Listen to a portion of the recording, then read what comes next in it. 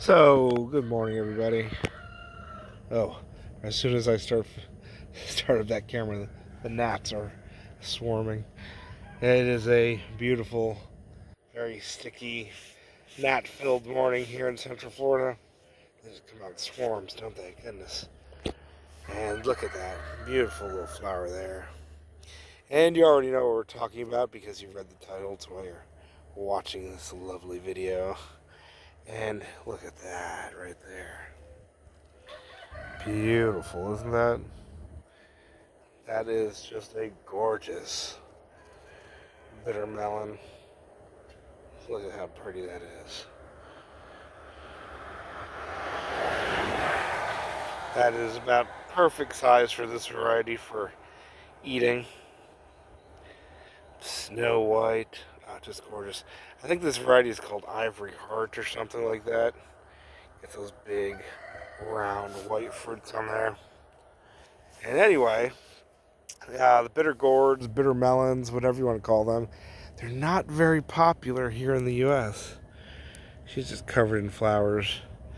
And I think that's a real shame. They're super easy to grow. And yes, as the name suggests, the fruits are kind of bitter. Though these white varieties are a lot less so. They tend to be much more mild than the green varieties. But if you've ever seen the wild ones growing throughout the south here, they're those little tiny fruits that turn bright orange like little jack-o'-lanterns hanging all over the fence lines. And they split open to show those blood red arrows inside.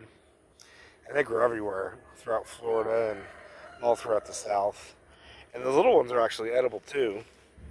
They're really bitter, but when they're super ripe, you don't want to eat the flesh on the outside, but you can put the ripe seeds in your mouth and just suck the red flesh off the seeds, the arrows, and that's really good. Or if you collect enough of it, you mix it with a bit of water, and it makes kind of like a red sticky syrup, and you can add that to your juices and whatnot. Super high in antioxidants, lycopene and whatnot, and has kind of like a fruity flavor to it. Really good. Those are the wild ones. And the cultivated ones here aren't as vigorous and aren't as productive, of course, as the wild ones, but still definitely worth growing. If you've got a little fence line, stick them on your fence. They like it really warm. The seeds will not sprout unless they're constantly above 80, 85 degrees. They will not sprout at all. And then the plants like it nice and warm to start vining and growing. They do not like the cool weather at all. So definitely a southern crop where the humidity's through the roof and you get roasted every day. There's a little female flower going to open up soon. They have male and female flowers.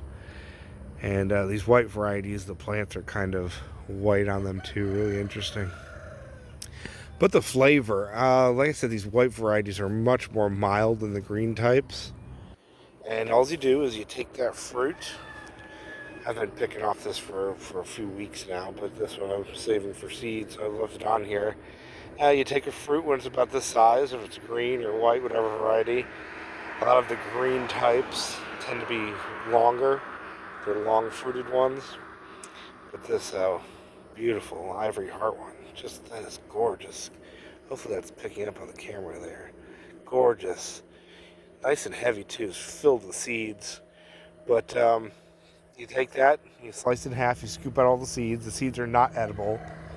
And you want to eat the fruits when they're not ripe. The inside arils, even on the cultivated varieties like this, you can still suck the juice off of or do like I said, mix it with some water and get that red kind of juice. But that's when it's ripe. And then when the seeds are ripe, the outside is inedible. When the outside is edible, the seeds and the aril juice is not edible. So, it switches.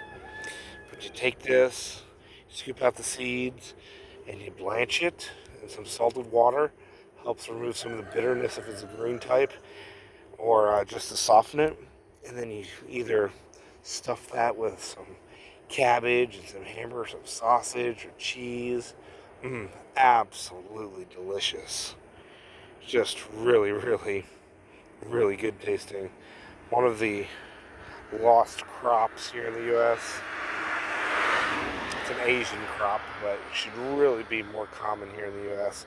If you go to specialty markets, you can find them, but in people's gardens, they're almost non-existent outside of a few Asian gardens. But definitely something you should look into, guys, because nothing bothers them. There's no bugs that bother them. There's no pests that bother them. There's some more female flowers hiding in there, and they're very carefree. So another crop for you guys to check out, and nobody really knows what they are. So stick them on your front fence, stick them on a trellis somewhere. They're really pretty, and they get gorgeous fruits on them. The bitter melons, guys, bitter gourds, really delicious. Definitely something to check out. I just can't stop looking at that. That is just gorgeous. I want to eat it so bad, but I want to save seed too. So grow food, guys, and sometimes you got to grow food that nobody's ever heard of, right? Oh, and speaking of that, look at that one right there forming. Beautiful. Is that focusing on there? A little fruit forming. They are really delicious. And of course, with the internet today, it takes 2 seconds to figure out how to prepare them. And there's so many recipes and things you can do with them. Stuff them, stir fry them up, blanch them first, and get rid of some of that bitterness. If you don't like the bitterness, I kind of like a little bit of bitterness in it, and really tasty, you know. Denotes a lot of nutrition. What's that in Asian? You want sweet, sour, salty, bitter. So yeah, here's your bitter component to your dishes, guys. Beautiful.